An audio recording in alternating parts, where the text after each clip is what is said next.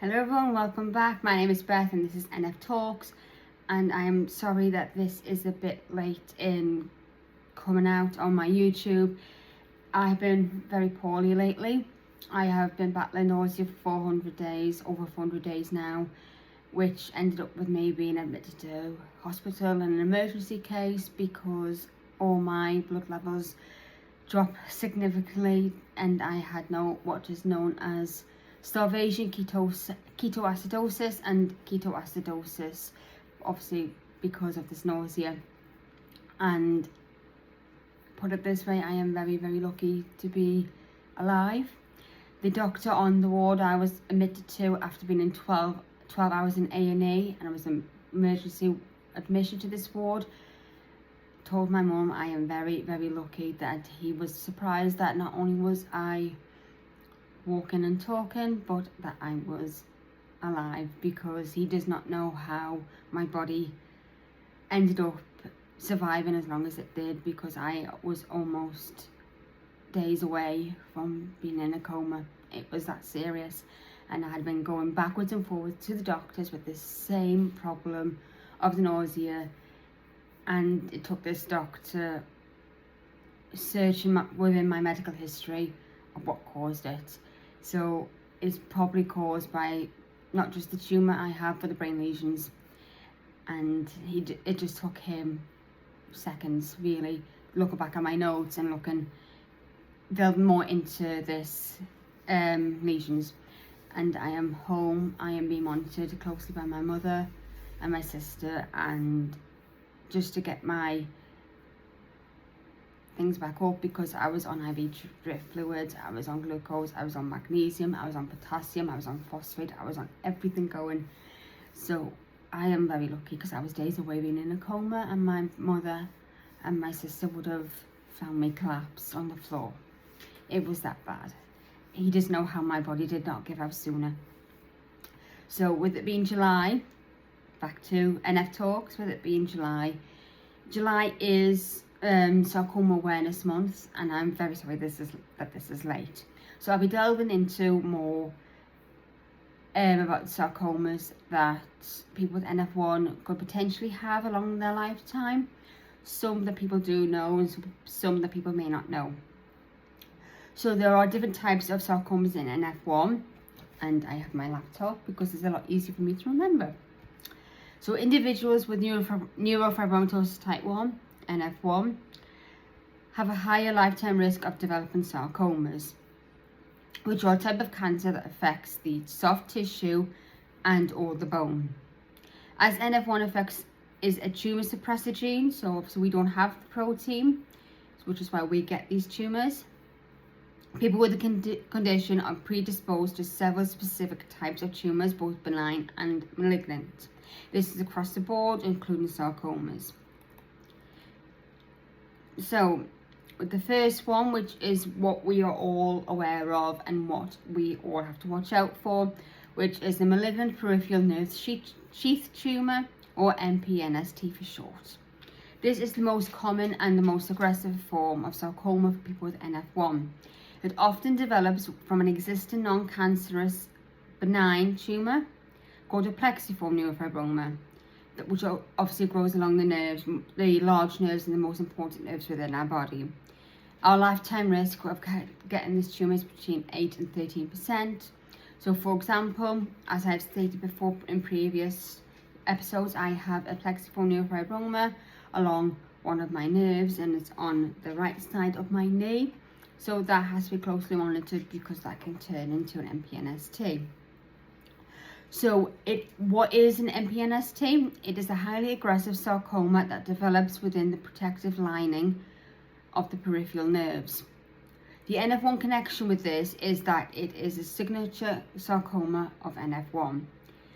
Roughly half of all MPNST cases are diagnosed globally happen to be with people who have NF1. So we are the most people that get this condition, this sarcoma. It almost evolves out of pre-existent benign plexiform tumours or neurofibromas. The lifetime risk for people with NF1 developing an MPNST is 8 to 13%, and it typically appears in adulthood, which is between the age of 30 and 40. So the red flags of this sarcoma, from it being a stable to an MPNST, is persistent unprovoked pain, rapid growth, or a sudden change from soft to hard texture. Now, for many of us with neurofibromatosis, especially like myself, who's complex, we have our tumours inside our body, so it is very hard and difficult to see if it goes from soft to hard. So, which is why we obviously need all these scans. But there is obviously the ones on my knee. I check as much as I can and when I can. So another sarcoma where people with neurofibromatosis can have is a gastrointestinal stroma tumour, or a GIST for short. This is an extremely rare digestive tract cancer that starts in the cells controlling gut movement, which is often located in the small intestine or the stomach, especially what is known as the blind spot, which is more so people with neurofibromatosis. So people with NF1 are more prone to developing multiple GISTs, which often have different molecular drivers than just in the general population. So it is a sarcoma that forms in the walls of the digestive tract, most commonly inside the stomach or the small intestine. GISTs occur in up to 5% of individuals with NF1. However, the biology of an NF1 associated GIST is completely unique, and it is different to other form of a GIST. So in the general public, GISTs are driven by mutations in genes called KIT or PDGFRA. In NF1, they are driven by the lack of the neurofibromatosis. So patients and those with NF1 are likely to develop multiple GISTs throughout the entire bowel simultaneously, rather than a singular isolated tumour.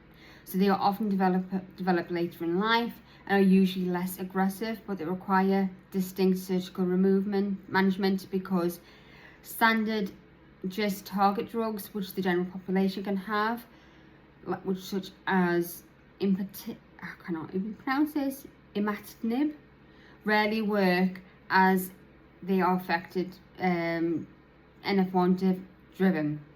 Now, with NF1 tumours within the GIST, they are not located in the duodenum. They are often located in the blind spot, which is in the jejunum or the ileum, which is why we have to be very, very careful and understand the awareness within getting these tumours and just be wary. Another one, sarcoma, is a rhabdohylium sarcoma. I am butchering these names, please forgive me. Or an RMS. This is a soft tissue sarcoma that forms in skeletal muscle tissue, and it is more frequently seen in childhood, so children are more frequent to an RMS. The difference between the NF1 connection is that unlike regular MPNSTs, which hit adults, RMS is a pediatric sarcoma. So children with NF1 have a significantly higher risk of developing this compared to unaffected children. So it usually appears in early childhood, which is under the age of 5. So it most frequently manifests as the embryonal subtype of rhabdomyosarcoma, which often present in the pelvic region, the bladder, the head, or the neck, which is why people with NF1, if you do have children, or those who have children with NF1, and they can have some comprehension of pain, which is why it's always best to ask how they are, where they have pain, because as children we can tell we're in pain, but it is often harder. So it's always best to keep a diary and a journal of children, especially children more so, when they're in pain and where it hurts, so we can say week by week, not day by day, but week by week.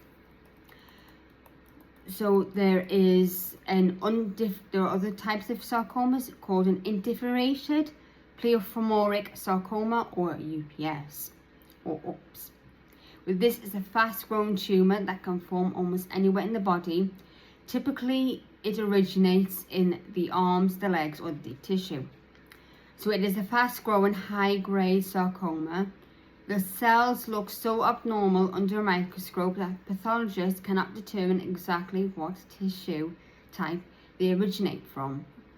This is another extremely rare one. So studies show that when the NF1 gene is completely inactivated, alongside other common tumour suppressors like P53, it creates a different pathway for non-nerve tissue, soft tissue sarcomas like UPS. So along with the RMS, non-nerve soft tissue sarcomas carry roughly a 3 to 6% lifetime risk for people with NF1. They usually manifest as deep painless lumps in the limbs, such as the arms or the legs. So there are other rare soft tissue sarcomas. So people with NF1 mutations can also lead to other less common sarcomas, such as the fibrosarcoma, which is a fibrous tissue, leiomyosarcoma, which is starting in the smooth muscle, or liposarcoma, which is starting in the fat cells. They are very rare cases. Reports linked to NF1 are osteosarcoma, which is bone sarcoma, liposarcoma, and leiomyosarcoma. Sometimes an MPNST can undergo divergent differentiation. This means that the tumour started in the nerve sheath cells but begins to transform and mutate of its own accord to look like and to manipulate bone cancer or muscle cancer underneath the microscope, making it incredibly hard and complex to treat, and can make it completely hard to diagnose.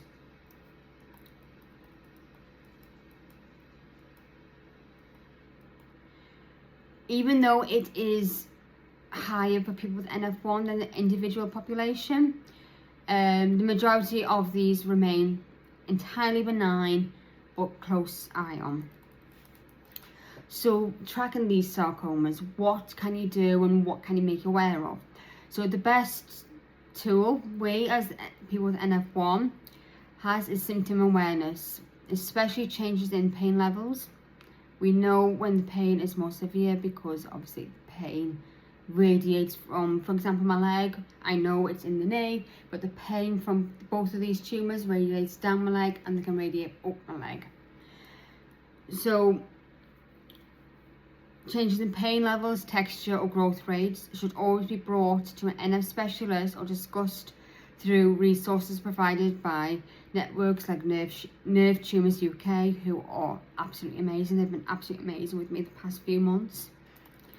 Then you've got the clinical trigger, or what is known as the red flags.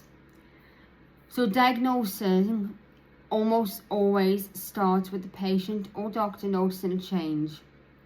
So we as people with NF1 notice these changes immediately. In some episodes, you can highlight these clinical triggers which doctors use to justify deeper imaging. So persistent unprovoked pain. Normal neurofibromas can be tender if knocked, but a sarcoma often causes a deep, constant aching pain that keeps a person awake at night. So this can be any of the sarcomas that are situated along the body. So obviously rapid growth we have to be aware of. A lump that has been stable for 10 years but suddenly doubles in size over a few weeks or months is a major red flag and warning sign. It is one that we have to be aware of. And then you've obviously got the texture change. So a benign plexiform neurofibroma typically feels soft, so like a bag of worms or a bag of jelly sweets. And it can when it transforms into an MPNST, it often becomes firm and fixed in place, like boiled sweets. That's the way I differentiate. So So there are different imaging techniques which can help track these sarcomas and MPNSTs and so on and so forth. So you have your standard X-rays or CT scans are rarely enough, but these are rarely enough to diagnose sarcomas in people with NF1. Instead, they often use two heavy-hitting imaging techniques, such as an MRI. Now, MRIs are more common because they can see deep into the tissue. So they are incredibly detailed, and they can have pictures of soft tissues, and specialists look out for specific structural changes on the scan, such as irregular borders, fluid-filled or cystics, for example, pilocystic astrocytoma, which is what I had in the brain, areas inside the tumour or swelling in the surrounding tissue. While MRI is great at finding tumours, it cannot always reliably tell the difference between a highly active benign tumour or early stage cancer, which is why we need regular MRI scans and screening and knowing our own bodies best as we can. Then you have the PET scan or CT scan, which is usually the gold standard for detection. So this is the most crucial tool for NF1 sarcoma screening. This is because we are injected with a tiny, safe amount of radioactive sugar or dye, which some of us use for MRI scans. This is what I have. I have this safe dye. And the cancer cells can grow rapidly and consume vastly more energy, sugar, than normal cells. The PET scanner will track where the sugar goes, and wherever they go to the most is where the sarcoma could potentially be.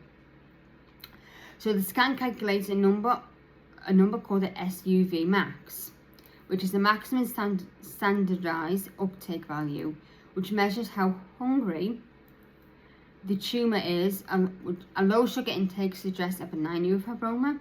A bright hot spot with a high SUV max strongly indicates a malignant sarcoma. So definitive proof and image-guided core biopsy, which is what obviously we need for these sarcomas and tumours. A PET scan can show a highly suspicious hotspot. A diagnosis is never official without a tissue sample or what's known as a biopsy. So because plexiforms, I've lost the page, plexiform neurofibromas can be massive, a random blind biopsy might miss the cancerous section entirely. So doctors use the PET or CT scan to guide the needle precisely into the hottest, most active part of a tumour. And this is known as an image-guided core needle biopsy. So pathologists will look at the cells underneath a microscope. They will check for uncontrolled cell division, known as meiotic activity, and they will use special chemical stains, immunohistochemistry, to confirm if it is an MPNST, a GIST, or other form of soft tissue sarcoma. So the diagnosis pathway varies slightly depending on where it is located. So for a GIST, stomach and intestines, these are often discovered during endoscopy or colonoscopy. If a patient reports unexplained anemia, blood in the stool, or stomach pain. Once spotted, the CT scan of the abdomen evaluates the tumour, followed by a biopsy. But it is worth noting that because we have NF1, the GIST tumours are usually in what's known as I've stated, a blind spot, which is further down in the small intestine. So this is where an endoscopy or colonoscopy cannot reach, and it's around about 90% of the GISTs that we develop are often, if not always, located in these areas, which is the jejunum and the ileum. For the RMS, which is obviously for children, if a child with NF1 develops unusual swelling, especially in the pelvic area or the neck, an urgent MRI is often ordered, followed by a surgical biopsy to quickly identify the cell type. So, as we're rounding this off, for those of us who have NF1 and for those who have family members with NF1, and children with NF1 and people with NF1 who cannot advocate for themselves, and they are experiencing chronic fatigue, mysterious anemia, or changes into your stool, like tarry black colour. Do not let a normal endoscopy or colonoscopy silence you. Try and advocate for deeper imaging because they are usually missed. Not all the time, but they can be. So they are the sarcomas. Now, I don't know what I'm doing next month. I think I'm doing something on mental health. I'll have to double check my plan. So that is the sarcomas for people with NF1. So just keep a lookout for yourselves. Track your tumours if you can. And just keep a diary, and yeah. And thank you very much for watching. And I did not know if I was going to be making this because, like I said at the start, I was very close days away from collapsing in a coma, and it sort of scared us a little bit. So I want to thank you all for watching, and I will see you next month. Hopefully it'll be a bit earlier next month because I always like to do these around about the middle of the month. So once I have a plan of action in place, I will film and I will let everybody know. So thank you all for watching, and please, as always, check out Nerve Tumours UK because they are an amazing charity, and their website is amazing too because you can get information sent to your GP, your workplace, and obviously your school and your children's schools as well. So thank you for watching. Bye.